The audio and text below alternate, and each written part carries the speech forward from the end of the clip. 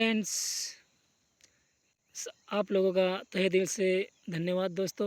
आप लोगों ने जो है मेरे चैनल को भर भर के सपोर्ट किया है और मोनेटाइज करने में जो आपने जो मुझे सपोर्ट किया है, मैं इसके लिए आप लोगों का तहे दिल से स्वागत करता हूँ दोस्तों। ठीक है, मुझे नहीं लगता था कि इतनी जल्दी जो है वो मेरा चैनल मोनेटाइज होगा और वीडियो वायरल जाएगी दोस्तों।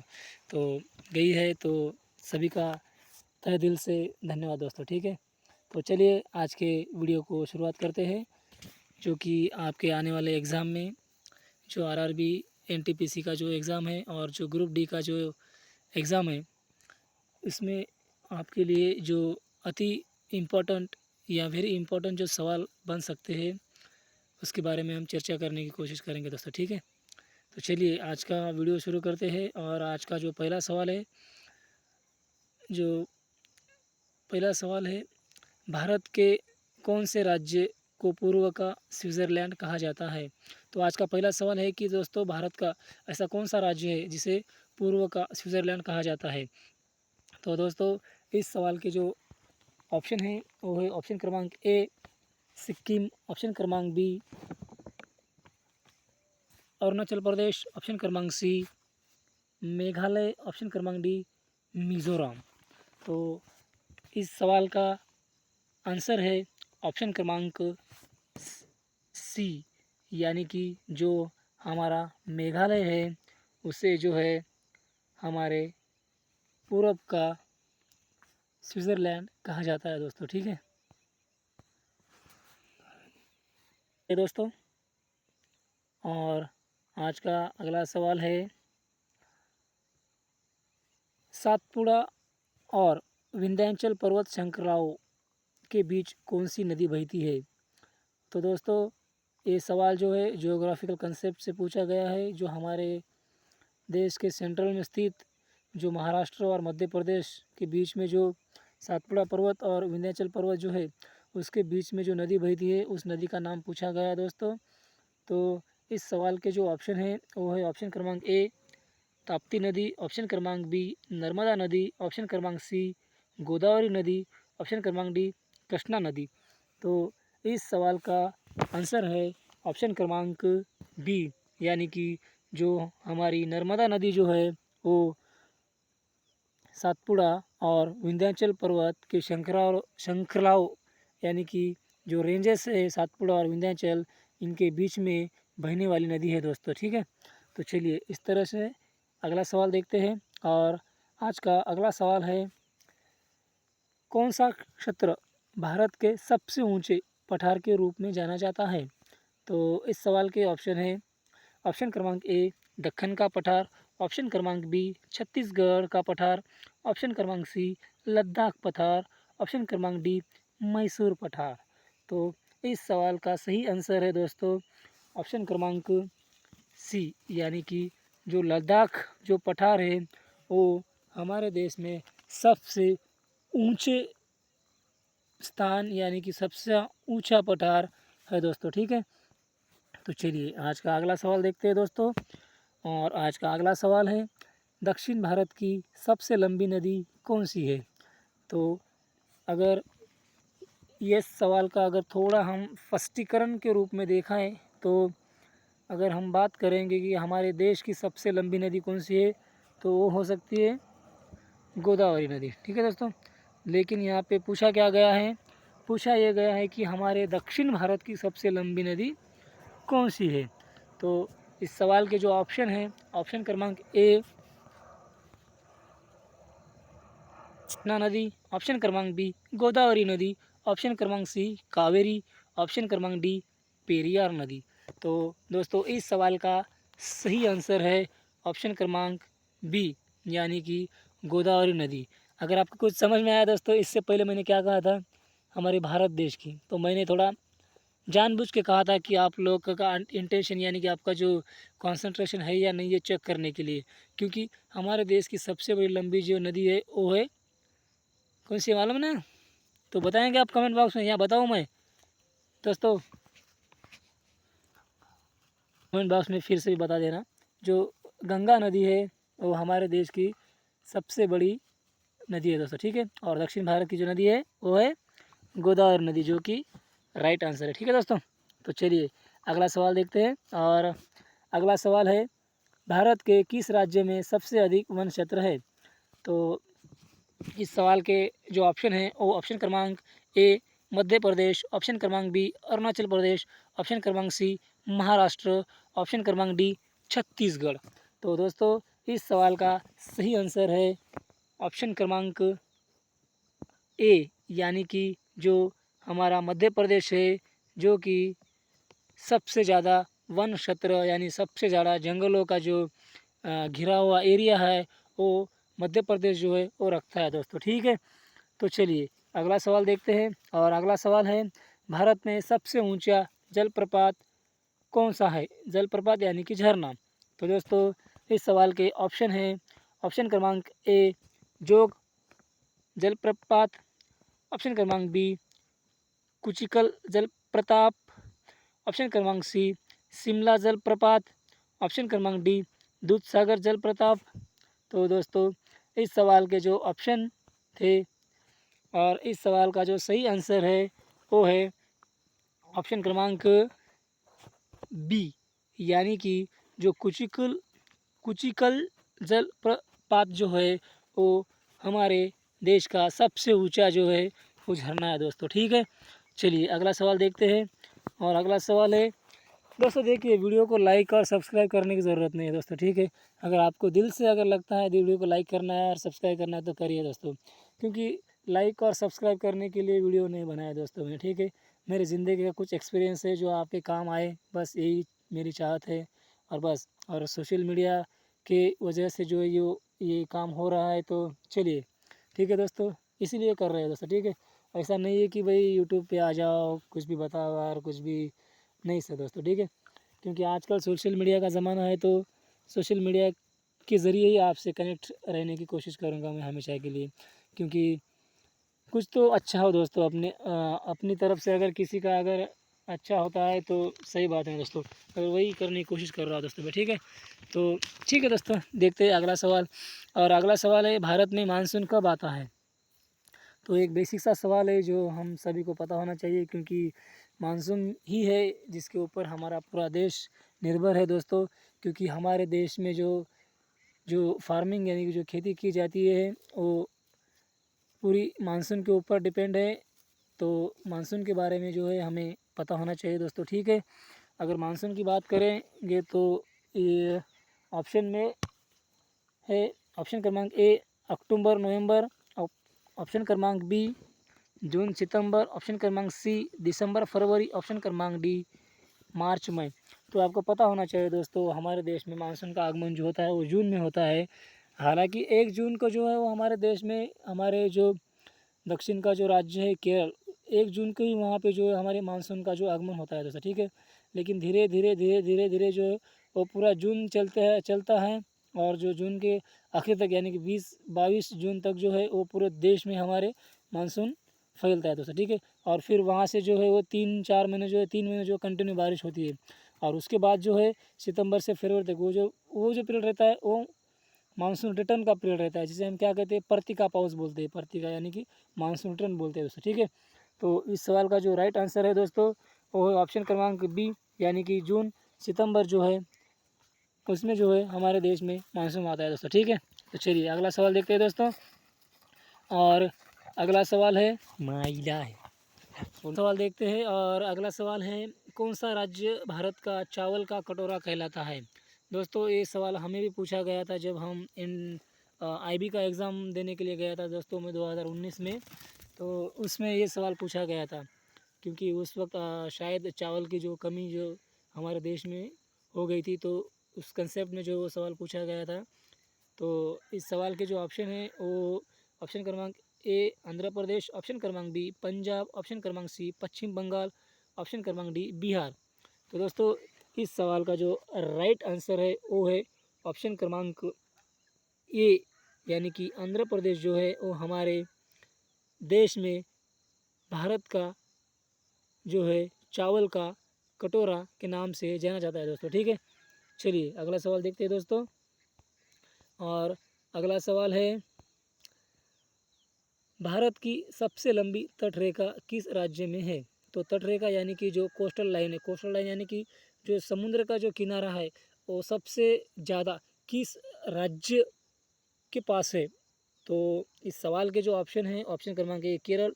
केरल की अगर बात करेंगे तो केरल तो सबसे छोटा राज्य है, क्योंकि उससे बड़े बड़े राज्य जो है कोस्टल लाइन से लगे हुए, जैसे कि आंध्र प्रदेश नहीं, शायद अब आंध्र प्रदेश का जब डिवाइड होने के बाद तेलंगाना हो गया, तो आंध्र प्रदेश के पास उतनी तटरेखा नहीं है, तो शायद तेलंगाना एक राज्य हो गया।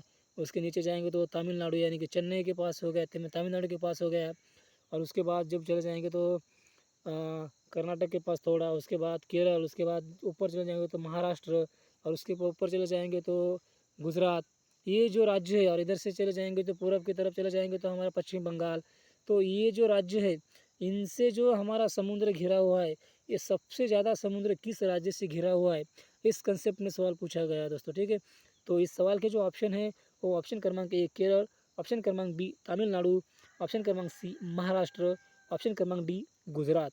तो इस सवाल का जो राइट आंसर है वो है ऑप्शन क्रमांक डी, यानी कि राज्य यानी कि सॉरी गुजरात जो राज्य है जिसके पास सबसे ज़्यादा जो है तट रेखा यानी कि कोस्टल लाइन, यानी कि समुद्र से घिरी हुई लाइन, समुद्र की सीमा जो है सबसे ज़्यादा गुजरात से कनेक्टेड है दोस्तों। ठीक है, तो चलिए अगला सवाल देखते हैं।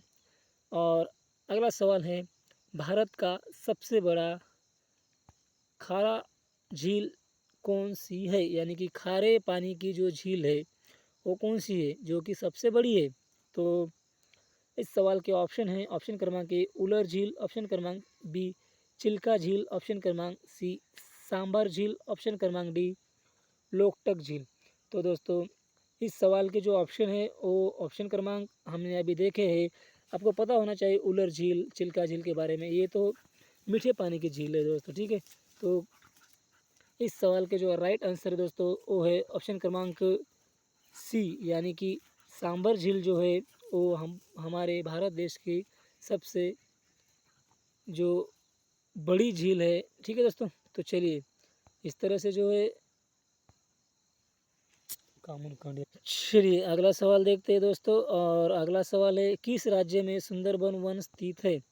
तो सुंदरबन वन मैंने शायद इसके पहले जो हमने वीडियो किया है दोस्तों, इस वीडियो में जो है हमने सुंदरबन जो है उसको सुंदरबन क्यों कहा जाता है, यानी कि सुंदरबन का ये सुंदरबन जो नाम गिरा हुआ है, तो ये नाम किस वजह से गिरा हुआ है, इसके बारे में जो है हमने डिटेल चर्चा की है दोस्तों इसके पहले लेक्चर में। चाहे तो आप वो लेक्चर देख सकते हैं, क्योंकि कोई बात नहीं दोस्तों, देखना चाहते हो देखो, क्योंकि उसके उसमें जो है हमने डिटेल चर्चा की हुई है कि उसके सुंदरबन क्यों कहा जाता है। तो इस सवाल में एक लाइन में सवाल पूछा गया है कि ये जो सुंदरबन जो है, ये सुंदरबन जो वन है वो कहाँ पर स्थित है, तो एक राज्य का नाम पूछा गया है दोस्तों स्पेसिफिकली। ठीक है, तो इस सवाल के जो ऑप्शन है, ऑप्शन क्रमांक ए उड़ीसा, ऑप्शन क्रमांक बी पश्चिम बंगाल, ऑप्शन क्रमांक सी असम, ऑप्शन क्रमांक डी बिहार।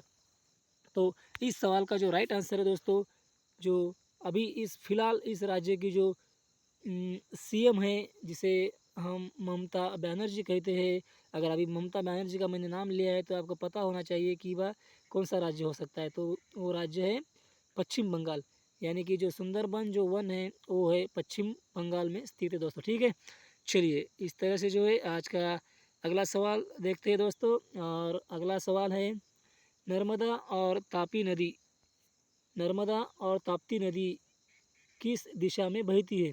देखिए दोस्तों, हमारे देश के अगर जियोग्राफिकली अगर हम हमारे देश को देखेंगे तो हमारा देश जो है वो पूर्व की तरफ जो है वो झुका हुआ है दोस्तों। ठीक है, थोड़ा टिल्टेड है, क्योंकि जो प्लेट टेक्टोनिक अगर जियोग्राफिकली कंसेप्ट में जो अगर हम डीप में चले जाएंगे तो ये थोड़ा कंसेप्ट हो सकता है जो कि आप समझ सकते हैं, लेकिन इसमें अगर डिटेल में बात करेंगे तो सर हम एक अगला लेक्चर बनाएंगे दोस्तों। ठीक है, लेकिन हमारे देश का जो झुकाव है वो पूर्व की तरफ है, इसीलिए जो है हमारे देश की सभी जो नदियाँ बहती है वो जो है वो पश्चिम से पूर्व बहती है दोस्तों। ठीक है, लेकिन ये जो दो नदियाँ हैं नर्मदा और ताप्ती, ये दो एक्सेप्शन है, क्योंकि ये जो नदियाँ हैं ये हमारे देश के सेंटर में, यानी कि जैसे कि सातपुड़ा पर्वत और विंध्याचल पर्वत के सहारे उद्गम होने के बाद ये जो है पश्चिम की ओर बहती है दोस्तों। ठीक है, क्योंकि ये पूर्व की तरफ ना बहते हुए ये पश्चिम की तरफ बहती है। ये एक एक्सेप्शन है हमारे देश में, ठीक है।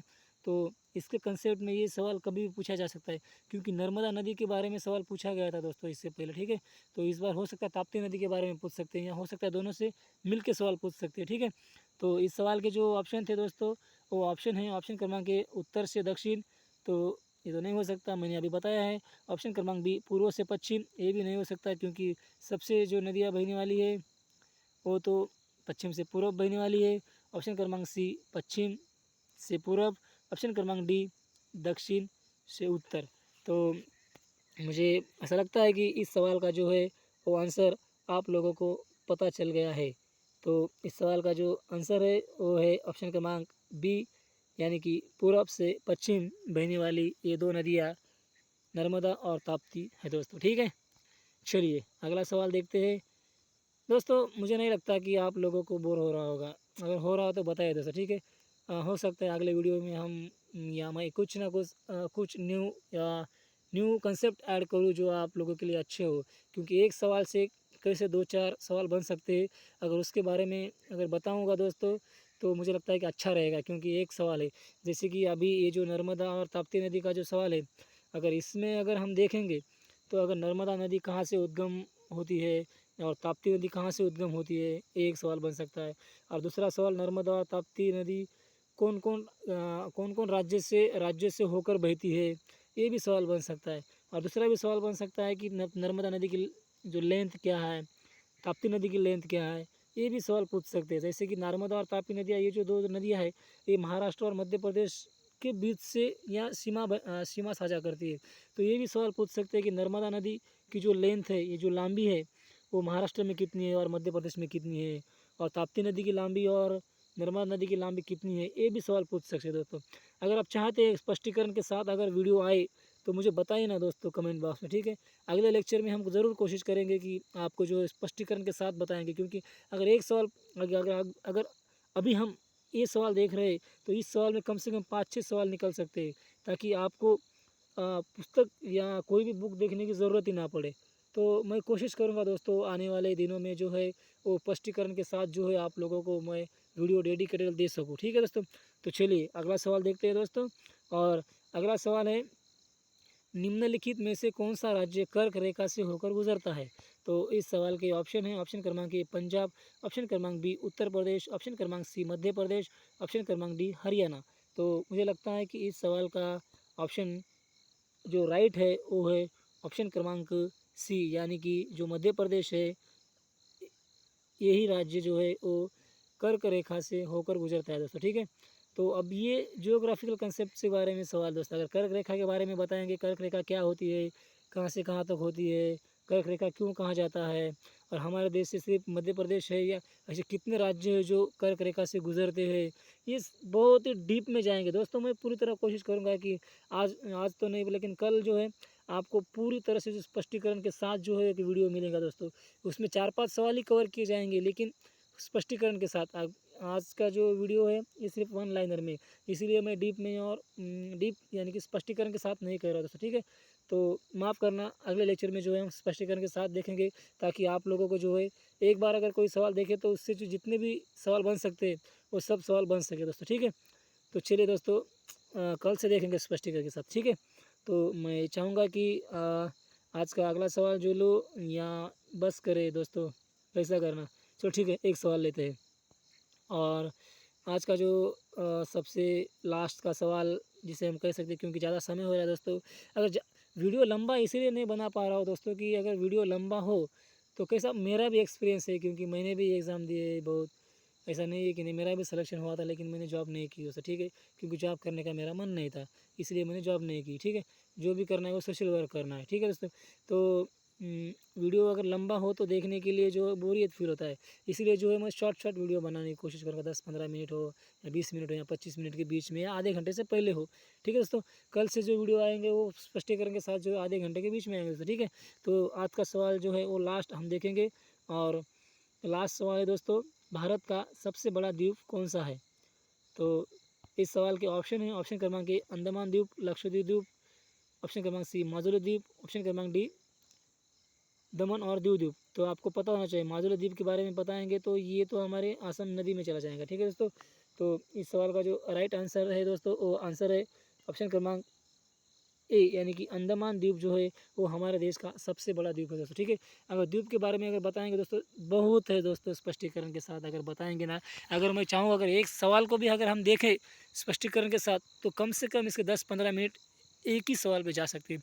जैसे कि अभी ये सवाल है, भारत का सबसे बड़ा द्वीप कौन सा है? अगर ये अंडमान द्वीप हो गया तो इसके द्वीप क्यों कहा जाता है, द्वीप का मतलब क्या होता है, हमारे देश में कितने द्वीप है, पूर्व की ओर कितने है, पश्चिम की ओर कितने हैं, जैसे कि श्रीलंका जो हमारे दक्षिण में है ये भी एक द्वीप ही है।